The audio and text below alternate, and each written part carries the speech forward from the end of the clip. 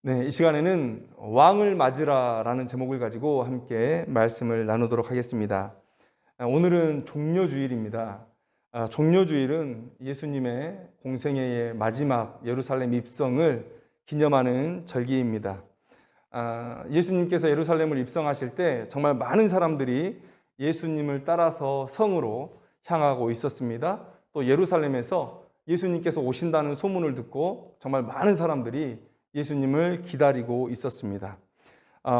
왜 그랬냐면 그 예루살렘 성에서 얼마 떨어지지 않은 한 1.5km 정도 떨어진 베단이라는 곳에서 얼마 전에 이 나사로를 살리신 일이 있었습니다. 그래서 예루살렘의 많은 사람들이 직접 가서 나사로가 살아있는 거 보았고요.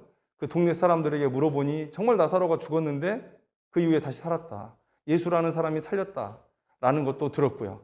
그래서 이 사람들이 지금 이 예수님을 이 예언된 메시아로 알고 다윗의 자손으로 알고 지금 기다리고 또 함께 걸어서 성으로 들어가고 있었다는 것이죠. 오늘 본문 구절을 보면 이 군중들이 지금 호산나 다윗의 자손이여 라고 찬송하는 모습 속에서 이들이 예수님이 구약에 예언된 그 메시아라는 사실을 이제 받아들였다라는 것을 우리가 알 수가 있습니다. 그런데 오늘 본문을 보니까 예수님께서 나귀 새끼를 타고 입성하셨다고 말씀하고 있어요. 이 나귀 새끼를 타고 입성하신 일은 조금 있다가 우리가 좀 더 이 의미에 대해서 깊이 생각해 볼 텐데, 오늘 이 나귀 새끼를 타셨다라는 것은 이 예수님께서 구약에 예언된 메시아라는 사실을 명확하게 보여주시는 그런 본문으로 사용되고 있습니다. 스가랴서 9장 9절에 예언된 내용, 그 내용이 오늘 본문 5절에 기록되어 있는데, 시온 딸에게 이르기를 내 왕이 내게 임하나니, 이렇게 얘기하고 있습니다. 왕이 내게 임하는데 그 증거가 무엇이냐면 겸손하여 곧 짐승의 새끼, 나귀 새끼를 타는 것, 이것이 바로 왕으로 오신 이 메시아의 모습이다라는 것이죠. 그래서 예수님께서 내가 바로 구약에 예언된 메시아다라는 사실을 명확히 백성들에게 알리시기 위해서 나귀 새끼를 친히 타시고 이 성 안으로 들어가셨다는 것을 오늘 알 수가 있습니다. 그래서 이 백성들은 그것을 받아들이고 자신의 겉옷을 길 위에 깔고 또 종려나무가지를 흔들면서 예수님을 환영했던 것이죠. 그런데 이런 영광스러운 입성 때와는 다르게 예수님은 비참한 결말을 맞이하게 됩니다. 죽임을 당하게 된 것이죠. 사람들은 얼마 있다가 예수님은 왕이 아니었다고 얘기합니다. 그리고 지금을 사는 사람들조차도 예수는 실패한 인생이다라고 얘기를 많이 합니다. 그 모습들이 어디에 나오냐면 마가복음 15장 29절에서 32절을 보면 여러 사람의 종류들이 예수님에 대해서 하는 말들이 있어요. 그 말들을 한번 요약을 해보면 지나가는 자들, 그러니까 군중들이겠죠. 그 군중들은 자기 머리를 흔들면서 예수를 모욕하여 이르되 아하, 성전을 헐고 사흘에 짓는다는 자여, 내가 너를 구원하여 십자가에서 내려오라, 이렇게 예수님을 조롱했다는 거예요.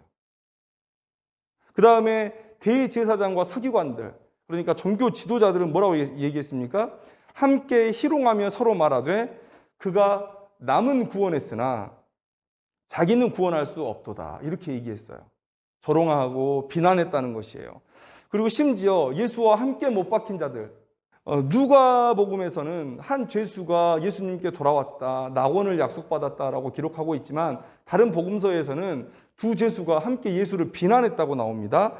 이스라엘 왕 그리스도가 지금 십자가에서 내려와 우리가 보고 믿게 할지어다, 이렇게 얘기하고 있어요. 조롱하는 거죠. 네가 그리스도라면서 내려와서 한번 너를 구원해봐, 우리를 구원해봐, 이렇게 조롱하고 있는 것이죠. 이렇게 많은 사람들은 예수는 실패한 인생이었다, 예수는 미친 사람이었다, 이렇게 얘기를 하고 있습니다. 그러나 우리는 그런 생각에 동의할 수 없죠. 예수님은 하나님께서 약속하신 대로 정말로 하나님께서 예비하신 이스라엘의 왕이셨습니다. 그분은 지혜롭고 능력 있는 통치자이셨으며 진정한 해방자셨다라는 것이에요. 이사야서 23장 5절 6절의 말씀을 한번 읽어드리도록 하겠습니다. 보라, 때가 이르리니 내가 다윗에게 한 의로운 가지를 일으킬 것이라. 그가 왕이 되어 지혜롭게 다스리며 세상에서 정의와 공의를 행할 것이며 그의 날에 유다는 구원을 받겠고 이스라엘은 평안히 설 것이며 그의 이름은 여호와 우리의 공이라 일컬음을 받으리라. 오늘 말씀 속에서 정말 예수님께서 이 예언을 실천하신 왕이시다라는 것을 함께 나누고자 하는 것이에요. 예수님은 진정한 왕이셨다는 것이죠. 여러분, 사람들이 예수님을 왜 거절했느냐? 그들의 기대가 무너졌기 때문에 그렇습니다. 정말 예수님께서 예루살렘에 입성하실 때에 엄청난 인파가 모여들었다고 하는데요. 요한복음 12장 19절에 보면 예수를 반대하는 바리새인들이 서로 얘기합니다. 볼지어다 너희 하는 일이 쓸데없다. 보라 온 세상이 그를 따르는도다. 바리새인들이 이제 우리 일 끝났다는 거예요. 온 세상이 예수를 따른다. 예수를 메시아로 받는다. 예수를 왕으로 생각한다. 이렇게 엄청난 인파가 예수를 따르고 있었다는 거예요. 물론 어떤 사람들은 예수가 어떤 사람인지 구경하고 싶었겠죠. 그러나 여러분, 예루살렘에 모여있는 사람들은요, 종교적인 열심이 특심한 사람들입니다. 민족애가 매우 강했던 사람들이에요. 그래서 그 시절에, 예수님이 살던 그 시절에 로마의 압제에서 벗어나기 위해서 많은 민족주의 해방운동들이 일어나고 있었어요. 그런데 예루살렘에서 이 다윗의 자손이라고 인정되어지는 이 예수가 입성을 하는데 그냥 어중이 떠중이 구경꾼으로 몰려왔다? 아니요, 그런 상황이 아닙니다. 바리새인들도 이제 모든 게 다 끝났다, 예수의 세상이 되었다라고 말할 정도로 이렇게 엄청난 인파를 데리고요. 그들은 그렇게 예수를 따르면서 아마도 예수님께서 어떤 말만 하면 봉기를 일으킬 아마 그런 마음의 각오도 하고 예수님을 따랐을 거예요. 여러분, 자기 겉옷을 땅에 깔아서 양탄자 대용으로 이렇게 예수님 앞에 드린다는 거, 여러분 이것도 대단한 헌신 아니겠습니까? 그런데 여러분, 이런 이들의 기대가 구약의 말씀을 종합적으로 이해하지 않으면 맞는 것 같아요. 여러분, 스가랴 9장 9절 말씀, 우리가 오늘 본문의 21장 5절 말씀을 읽었는데 그 스가랴 9장 9절 말씀 다음에 어떤 기록들이 나와 있냐면 이렇게 다윗의 자손 왕으로 오실 메시아를 얘기하면서 그 9장 10절에 뭐라고 되어 있냐면 스가랴서 9장 10절에 오는 왕의 통치는 바다에서 바다까지 이르고 유브라데 강에서 땅 끝까지 이를 것이라. 이 지역적인 통치를 얘기하고 있는 거예요. 또 11절 12절 말씀을 보니까 내가 갇힌 자들을 물 없는 구덩이에서 놓을 것이다. 해방을 얘기하는 거예요. 이 예수님의 시대에 살고 있는 이스라엘 백성들이 이 말씀을 읽고 들을 때 뭘 생각했습니까? 이제 오실 메시아는 로마로부터 우리를 해방시키시는 분이시겠구나. 애굽에서 이스라엘 백성들이 해방되었듯이 오실 메시아도 우리를 이 로마의 압제에서 해방시켜 주시겠구나라는 거예요. 갇혀 있으나 소망을 품은 자들아 너희는 요새로 돌아올지니라. 내가 오늘도 이르노라. 내가 내게 갑절이나 갚을 것이라. 마치 출애굽할 때에 그들의 400년의 고난을 보상해 주셨던 것처럼, 은금보화로 보상해 주셨던 것처럼 이제 로마의 압제로부터 우리가 해방될 것이고, 그리고 하나님께서 그 출애굽의 이스라엘 백성들에게 주셨던 그런 많은 물질적인 보상들을 우리가 받을 것이다. 그래서 소망을 품은 자들아 뭐라고 얘기합니까? 요새로 돌아오라는 거예요. 그래서 그들은 그렇게 믿음을 가지고 예루살렘으로 오고 예루살렘으로 오고 예루살렘으로 왔던 것이죠. 그리고 13절에서 뭐라고 얘기합니까? 하나님께서 이스라엘을 일으켜 헬라 자식들을 치게 하며 너를 용사의 칼과 같게 하리라. 전쟁의 그림이 있잖아요. 혁명의 그림이 있잖아요. 14절 말씀에 만군의 여호와께서 그들을 호위하시리니 그들이 원수를 삼키며 물맷돌을 밟을 것이라. 16절에 왕이 오는 날에 그들의 하나님 여호와께서 그들을 자기 백성의 양떼같이 구원하시리니 그들이 왕관의 보석같이 여호와의 땅에서 빛나리로다. 여러분, 오늘 본문에 예수님께서 스가랴 9장 9절의 말씀, 그러니까 구약시대에 예언된 메시아로 지금 나타나셨어요. 그런데 그 스가랴서의 그 9장 9절 이후의 말씀을 읽어보니까 이스라엘 백성들이 그런 착각을 하기에 충분한 말씀이에요. 충분한 말씀이에요. 해방시켜주겠다. 너희들 고난의 보상을 해주겠다. 너희들이 온 땅을 차지할 것이다. 땅 끝까지 차지할 것이다. 여러분, 이런 이야기 들으면 여러분 어떻겠습니까? 이런 해방의 기대가 로마의 압제가 심하면 심할수록 더욱더 커져갔다는 것이죠. 그런데 이런 기대와 예수님의 나타남이 맞물린 거예요. 맞물린 거예요. 그러니 그들이 얼마나 큰 기대로 예수님께서 예루살렘에 입성하시는 그 모습을 바라보고 또 환영했겠냐라는 거예요. 아마도 예수님께서 한마디만 하셨으면 아마 로마 역사상 가장 큰 식민지의 봉기를 경험하게 될 수도 있었을 것. 여러분, 이렇게 예상을 할 수가 있다는 것이죠. 그런데 예수님께서 입성하신 이후에 하시는 모습이 그들의 기대와 너무 다른 거예요. 성에 들어와서 예수를 계속 따라다니고 있습니다, 사람들이. 그런데 예수님에게 혁명의 의지가 보이지 않는 거예요. 이 이스라엘을 해방시키고 다윗의 때처럼 회복시키려는 의지가 보이지 않는 거예요. 예수님께서 성 안에 들어오셔서 가장 먼저 하신 일 뭡니까? 성전을 깨끗하게 하신 일이에요. 여러분, 이스라엘은 유일한 한 혈통을 가진 민족이고 그 다음에 유일 신앙을 가진 민족입니다. 그러니까 종교를 가지고 민족을 통합하려 할 때 가장 쉽고 강하게 결속될 수 있는 민족이 바로 유대 민족이에요.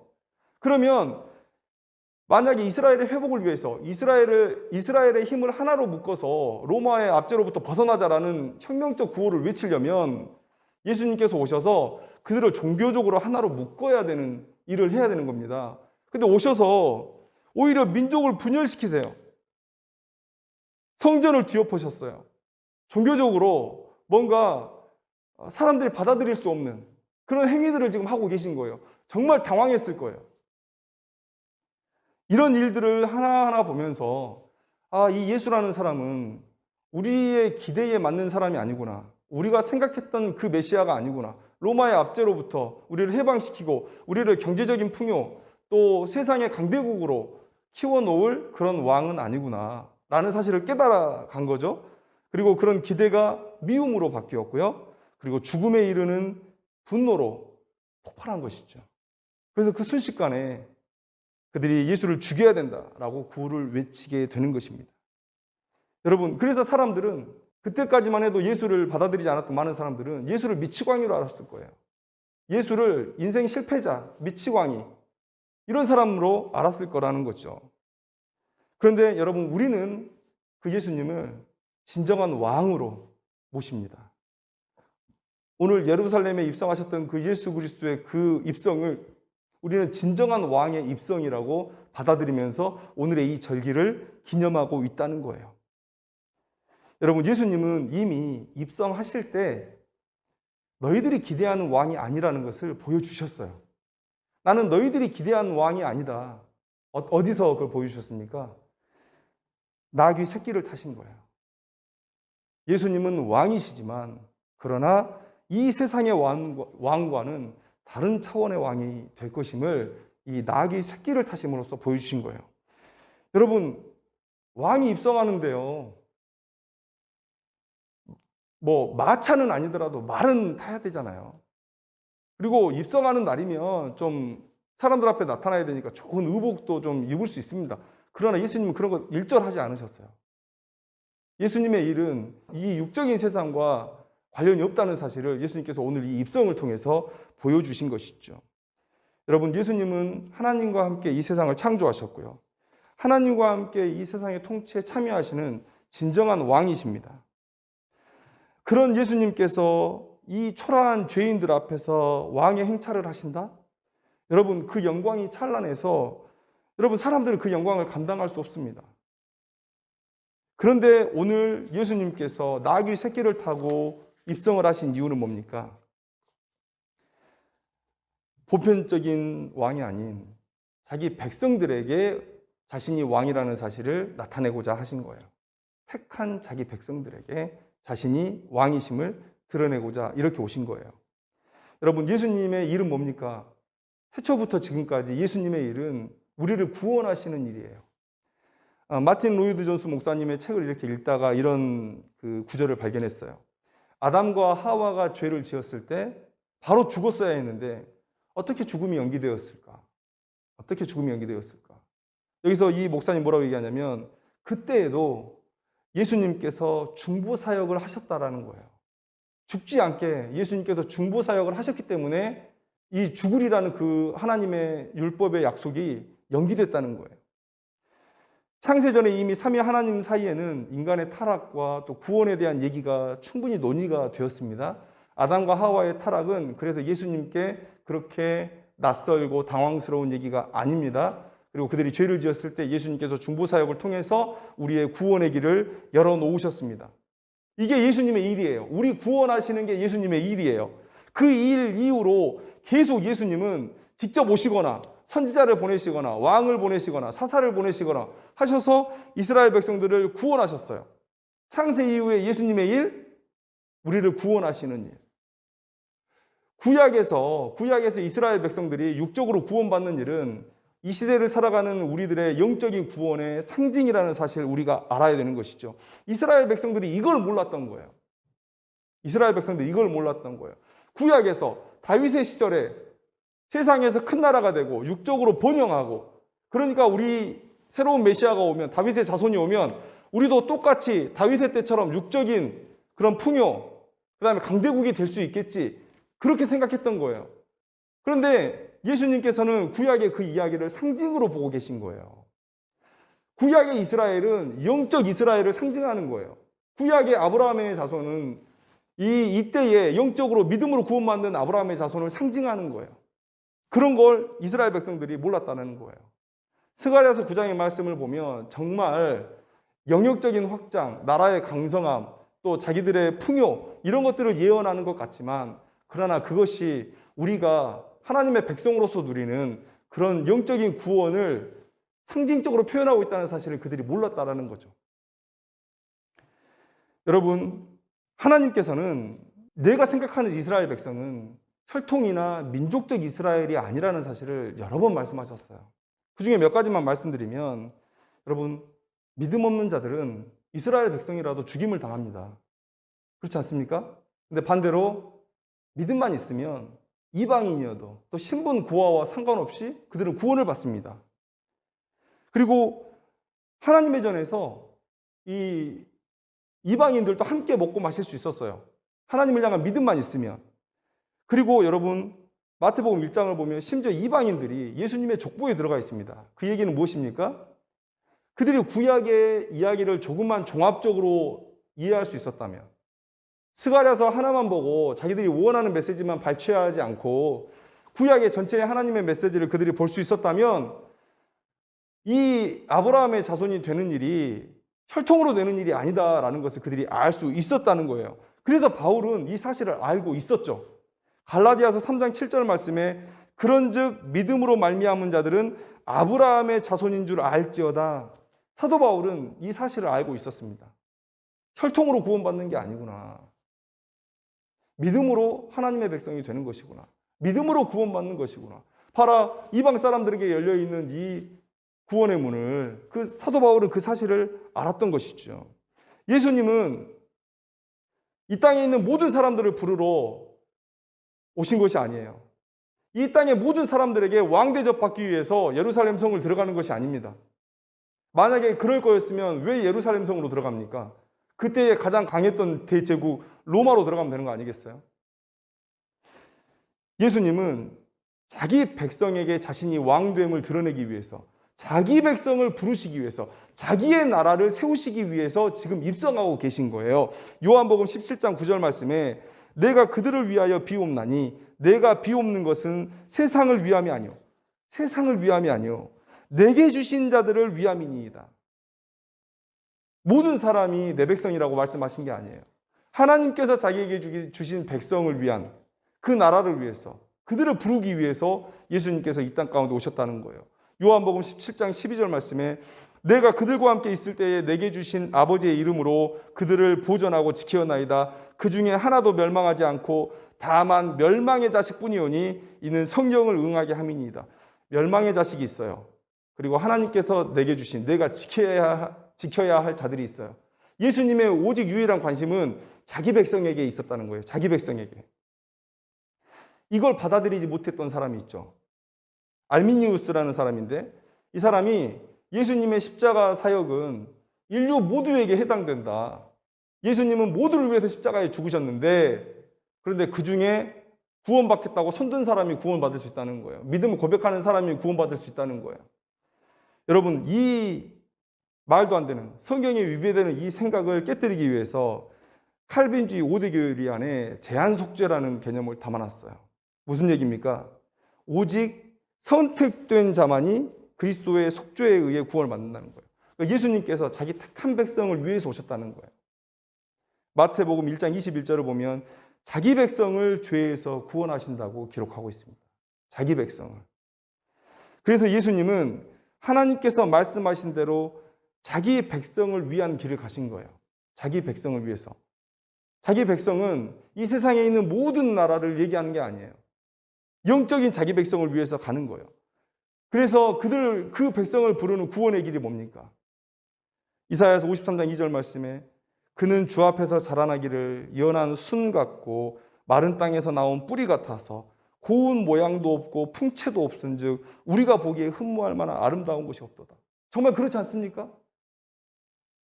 30대 초반인 예수를 보고 50도 안 되었는데 이렇게 얘기했다고 해요. 이 얘기를 이제 사람들이 얘기할 때 예수님이 너무 겉늙은 거 아니냐.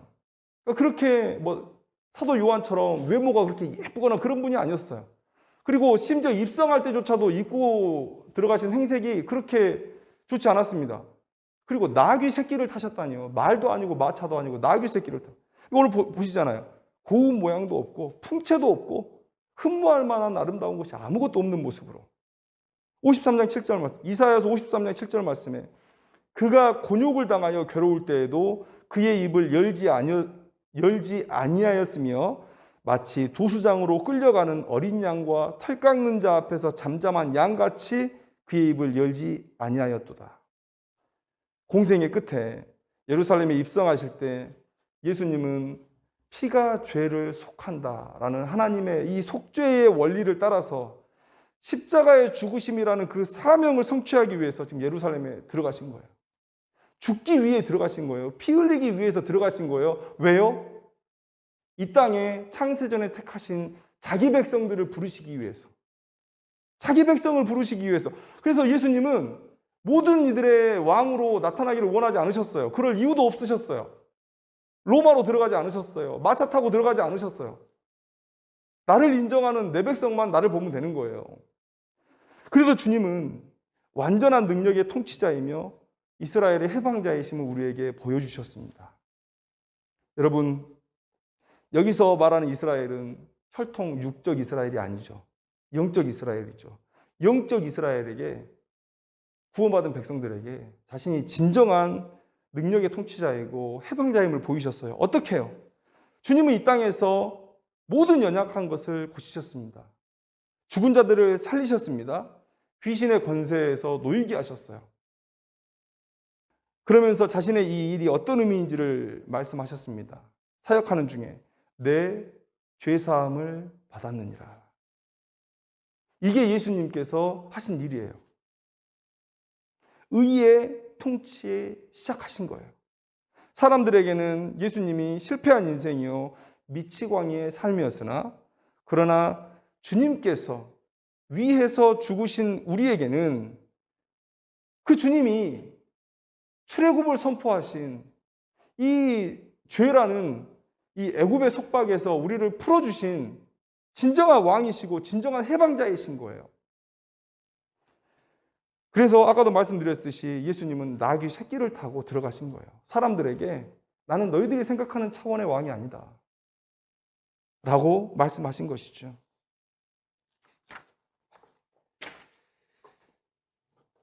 여러분, 빌립보서 2장 6절에서 11절의 말씀을 다 아실 것입니다. 그는 근본 하나님의 본체시나 이렇게 쭉 시작되는 말씀이시죠. 예수님의 고난의 순종을 쭉 설명하시면서 이러므로 하나님이 그를 지극히 높여 모든 이름 위에 뛰어난 이름을 주사 이렇게 말씀하고 있어요. 이 말씀에 따르면 예수님은 이미 왕이셨지만 그러나 이런 고난과 희생의 순종을 통해서 더 영광스러운 왕의 자리에 오르신 우리의 진정한 왕이시다. 오늘 이 종려주일에 그 진정한 왕의 오심을 기념하는 거예요. 예수님은 성공하셨습니다. 그래서 오늘 우리가 이렇게 주님을 왕으로 모시고 그분께 예배하는 것이고요. 나의 것으로 확정된 영원한 나라를 소망으로 품고 살아갈 수가 있는 것이죠. 그래서 여러분, 오늘 이 종려주일은 주님의 백성들에게만 의미가 있는 주일입니다.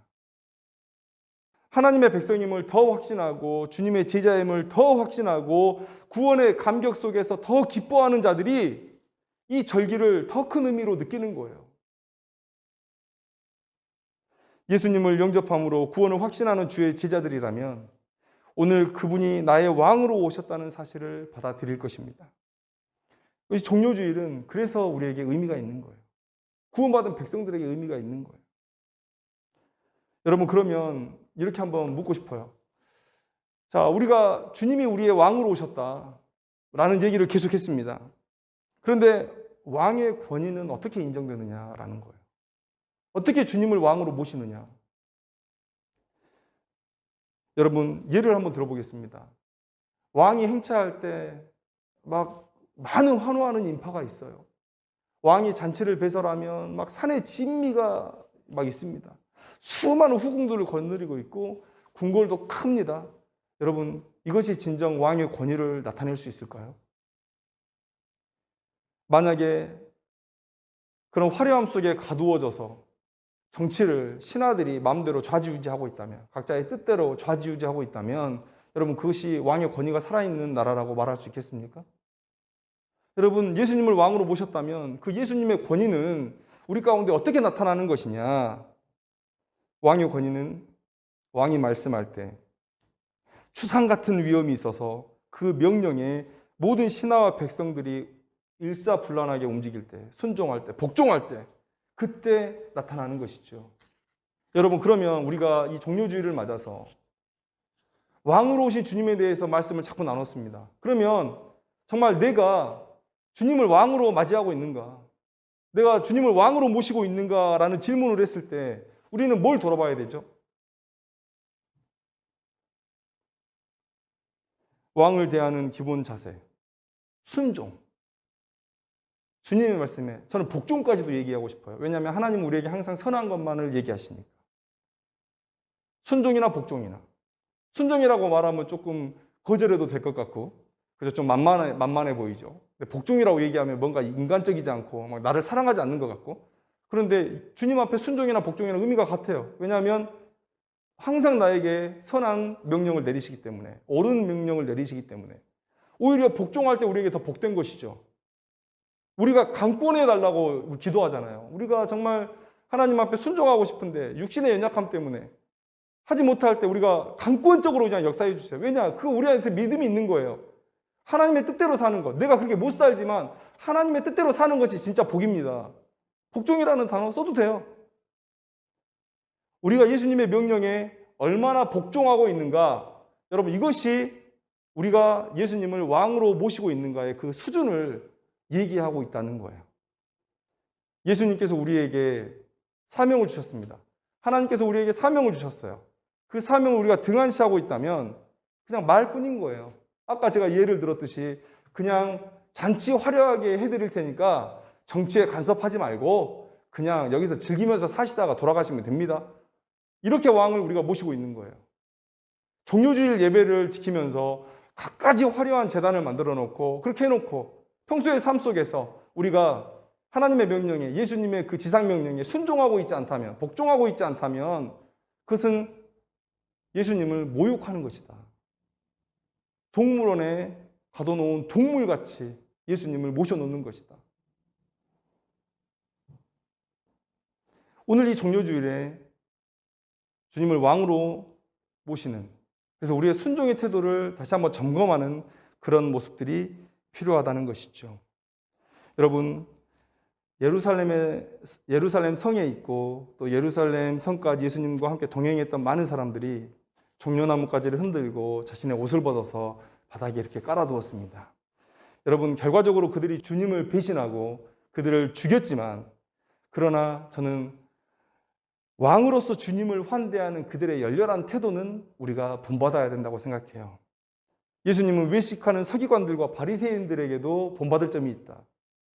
이것도 행하고 저것도 버리지 말아라. 그들이 가지고 있는 좋은 점들이 있어요.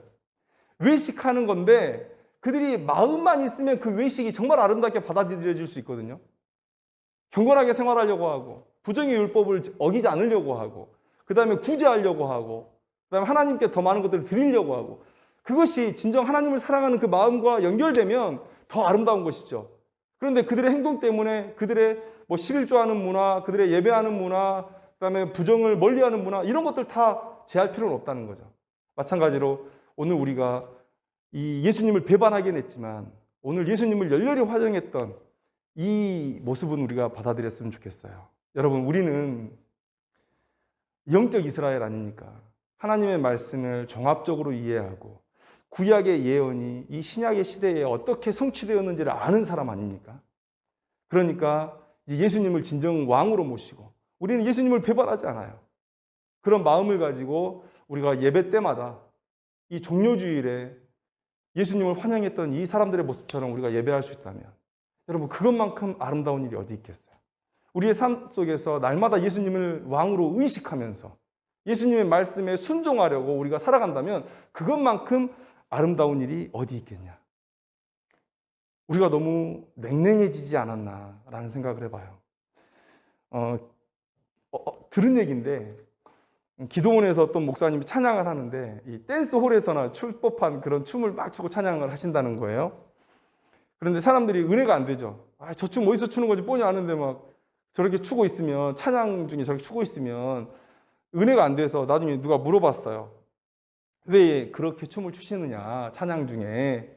그런데 이 사람이 하는 말이 제가 다른 춤을 배운 적은 없습니다. 뭐 율동 같은 거 배운 적은 없습니다. 그냥 제가 놀던 무리 그런 거였는데 구원의 감격이 너무 커서 이 주체할 수가 없는데 아는 춤이 그것밖에 없어서 자꾸 그렇게 나온다는 거예요.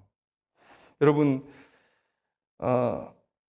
예수님이 보실 때 그 목사님의 뜨거운 감격과 감사의 마음에 더해진 저급한 댄스하고 우리의 질서를 잘 지키는 정돈된 예배와 미지근한 모습, 냉랭한 모습을 봤을 때 과연 뭘 원하실까? 라는 것들을 한번 생각해 봤으면 좋겠습니다. 우리가 주님을 왕으로 환대하지 않으면 돌들이 소리치고 오늘 나에게 이 종료주일에 질문을 했으면 좋겠습니다. 나에게 예수님은 왕이신가? 예수님은 이 땅에서 순종을 통해서 하나님의 의에서 왕으로 더 높임을 받으셨는데 우리가 그 주님을 인정하고 있느냐라는 거예요. 우리의 순종의, 아니 복종의 수준이 우리가 얼마나 예수님을 우리의 마음 중심의 왕으로 모시고 있는지를 나타내 줄 것입니다. 오늘 이 종료주일에 우리 안에 예수님의 지위와 위치에 대해서 다시 한번 고민해보는 그런 시간이 되었으면 좋겠습니다. 또 복종을 결단하는 그런 시간들이 되었으면 좋겠습니다. 기도하겠습니다.